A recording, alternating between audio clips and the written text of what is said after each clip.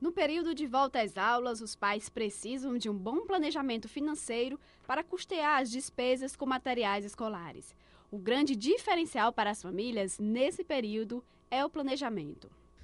Nós vivemos num país que as mulheres têm demonstrado um poder maior de administração, né? Então, aqui em casa eu também pude perceber isso, que a mulher administrando, as coisas andam melhores. Seu Oscar coloca em prática o que teve que aprender ao longo de anos de experiência, dando um certo trabalho para a dona Leonildes, que hoje gerencia o orçamento da família. Olha, eu pessoalmente eu sempre pensei assim. Desde que eu comecei a trabalhar muito cedo, comecei a trabalhar aos 16 anos, já na carreira do magistério. E eu sempre tive um caderninho onde eu anotava o que eu recebia, o que eu gastava e o que eu tinha de saldo para ficar até o final do mês. Quando nós casamos, né, ele pensava diferente, então nós tivemos dificuldades no início do nosso casamento. Mas agora, né, nós percebemos que nós precisamos exatamente trilhar nesse caminho. Primeiro, um ouvir o outro, planejar junto o orçamento e executar dentro das possibilidades. E é assim que nós temos procurado fazer. Hoje, a família tem casa, carro próprio e o que muitas famílias desejam, comprar todo o material escolar do Paulo Fernando à vista e ainda sobra para a mesada. Tranquilo, tranquilo. Eu não vou lhe dizer que a gente passa, mas passa pelo menos sem apertos, sem passar necessidades. Nós vivemos num país em que a maioria das famílias passam por necessidades. Mas se você souber controlar os seus gastos dentro do que você ganha, dá para passar o ano sem apertos. A receita é simples e, de acordo com especialistas, bem fácil de ser colocado em prática. Se você olhar para a família, o importante é que exista uma educação financeira.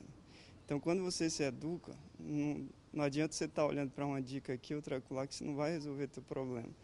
Então, se você desenvolve uma educação financeira, no sentido de saber tudo o que você ganha, qual é a sua receita mensal, quais são os seus gastos mensais. Se você tem uma perspectiva de aumentar a sua despesa, você tem consciência, né, de quanto essa despesa vai impactar no seu orçamento, tudo bem, tranquilo.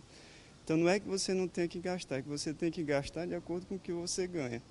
Se você atropela isso, você comete um equívoco grave e aí você termina tendo problema, gerando bola de neve que você não vai resolver nunca. Ao longo de um ano inteiro de gastos e contas a pagar, não resta outro caminho. O certo é economizar, se planejando sempre e, claro, só comprar o que couber no orçamento. Existem gastos que acrescentam tua renda, gastos que não fazem diferença nenhuma. Existem gastos que aumentam tuas despesas. Tipo, você vai comprar uma TV, ela vai aumentar o consumo de energia. Então, se esse gasto, você tem consciência de que ele vai aumentar, você sabe o quanto isso vai impactar na conta de energia e cabe no seu orçamento, você consome. Se não é possível, você não pode consumir. Então, se você tem filho em escola, você tem que fazer um planejamento, se organizar ao longo do ano, para que você não tenha surpresas no início do ano, quando você tiver que arcar com um conjunto de despesas que são cada vez mais crescentes. Então, você tem despesas, tipo a TV é um tipo de despesa que ela vai aumentar teu consumo de energia, uma super TV que vai aumentar muito o teu consumo. Então, você tem consciência disso, dá para você colocar no seu orçamento. Para isso, você tem que conhecer. Então, você tem que saber o quanto você ganha todo mês, tem que saber se cabe você acrescentar mais alguma coisa ali. Se não é possível, não adianta você fazer que você vai ter problemas. Então, faça de acordo com o que seja possível dentro do seu orçamento.